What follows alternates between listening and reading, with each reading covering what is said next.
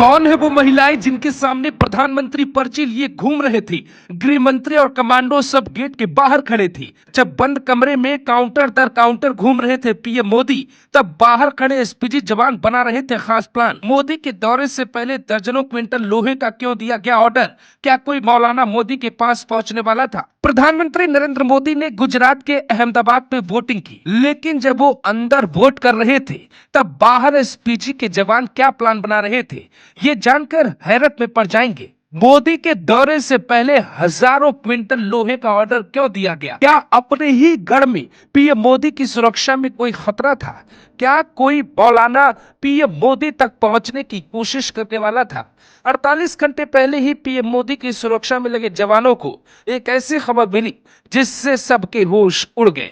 जब मोदी कहीं जाते हैं तो एक दो दिन पहले वहां का चप्पा चप्पा एसपीजी छान मारती है, और अहमदाबाद में भी यही हो रहा था।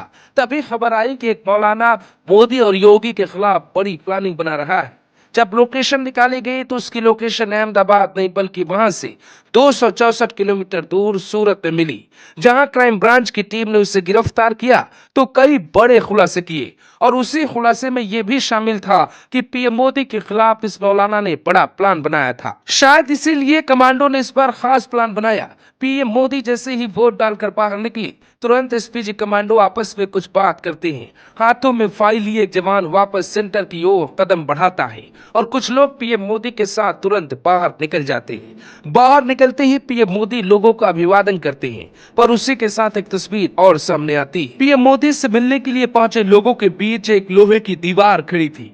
आमतौर पर सड़कों के किनारे ऐसे लोहे की ग्रिल अहमदाबाद में लगी होती, लेकिन पब्लिक और पीएम दोनों की सुरक्षा का सवाल था, इसलिए लोहे की ग्रिल कहीं से टूटी ना हो, भीड़ उस पर कंट्रोल न हो जाए, ये देखना जरूरी था। इसीलिए सुरक्षा में लगी पुलिस का इस पर भी खास फोकस रहा होगा। आगे बढ़कर पीएम मोदी बच्चों से भी मिलते हैं, उन्हें ऑटोग्राफ भी देते हैं, पर हर वक्त एसपीजी के कमांडो मुस्तैद नजर आते हैं। उनकी नजरें भीड़ में उस शख्स की पहचान पर रहती हैं जो गलती से भी गलती ना करे, क्योंकि ऐसी धमकियां मिलने के बाद एक चीज साफ हो जाती है कि कोई भी वेश बदलकर भीड़ में घुस सकता है।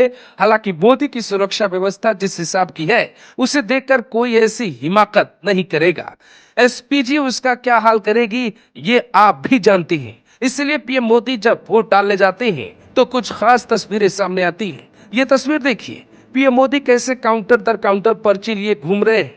गृह मंत्री अमित शाह गेट पर खड़े हैं, उनके पीछे पीएम मोदी की सुरक्षा में लगे स्पेशल कमांडोज भी हैं, पर कोई अंदर नहीं आ सकता।